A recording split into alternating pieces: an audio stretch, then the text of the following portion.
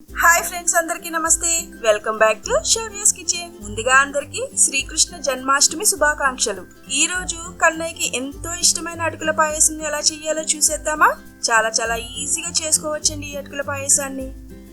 మరి వీడియో చూసే ముందు మన శౌర్యస్ కిచెన్ ని లైక్ చేసి, షేర్ చేసి, సబ్స్క్రైబ్ చేసేయండి. కొలతలన్నీ డిస్క్రిప్షన్ లో ఇస్తున్నా, ఒకసారి చెక్ చేసేయండి. ఈ అటుకుల పాయసానికి కావలసిన పదార్థాలు చూసేద్దామా? అటుకులు, బెల్లం, పాలు, పెసరపప్పు, జీడిపప్పు, బాదం పప్పు, యాలకుల పొడి, నెయ్యి. ముందుగా గిన్నెలోకి 2 స్పూన్ల నెయ్యి వేసి కరిగించుకోవాలి. నెయ్యి కరిగాక జీడిపప్పు, బాదం పప్పును వేసి దోరగా ఇలా వేగించుకోవాలి. మీ దగ్గర ఉంటే ఎండు ద్రాక్ష, పిస్తా ఇలా ఏదైనా వాడుకోవచ్చండి. ఇలా లైట్ గోల్డెన్ రంగు వచ్చాక వేరొక గిన్నెలోకి తీసుకుని పక్కన పెట్టుకోండి.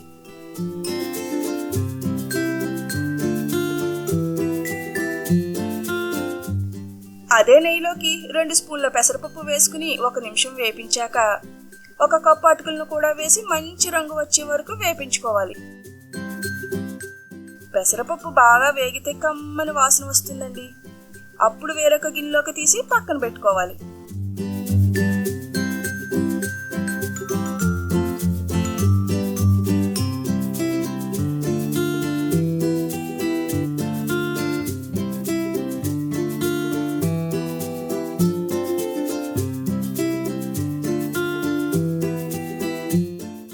మరొక గిన్నె తీసుకుని 1/2 గ్లాసు నీరు పోసుకుని 1 కప్పు బెల్లం వేసి కరిగించుకోవాలి.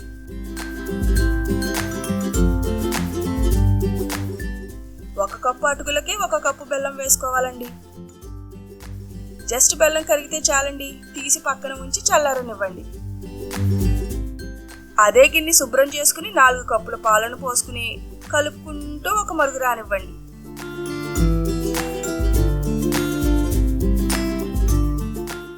పాలు మరిగాక వేపి పక్కన ఉంచుకున్న పెసరపప్పు, అటుకులను కూడా వేసి బాగా కలుపుకోండి. పాలన్నీ అయిపోయి అటుకులు ఉడికేదాకా కింద అంటుకోకుండా తిప్పుకుంటూ కలుపుకోవాలి.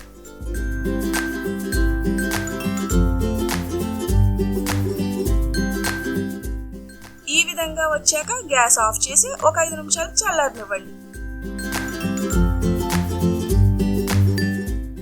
తర్వాత ముందుగా కరిగించుకున్న బెల్లం పాకాన్ని ఇందులో వడగట్టుకోండి. వడగట్టడం వల్ల నలకలు రాకుండా ఉంటాయండి.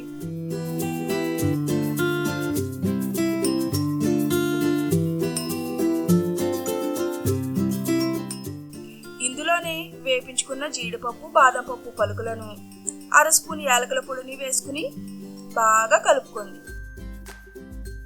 మీ దగ్గర ఉంటే చిటికెడు పచ్చికర్పూరాన్ని కూడా వేసుకోండి.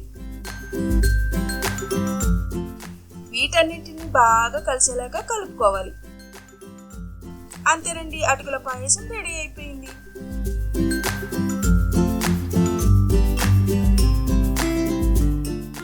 చూసారు కదా అటుకుల పాయసం ఎంత ఈజీగా చేసుకోవచ్చో. మీరు కూడా ఈ జన్మాష్టమికి ఈ అటుకుల పాయసాన్ని చేసి ఆ స్వామి కటాక్షం పొందాలని కోరుకుంటూ అందరికీ మరొకసారి శ్రీకృష్ణ జన్మాష్టమి శుభాకాంక్షలు. ఇలాంటి మంచి మంచి వీడియోస్ కోసం మన శౌర్యస్ కిచెన్ ని లైక్ చేసి, షేర్ చేసి, సబ్స్క్రైబ్ చేసేయండి.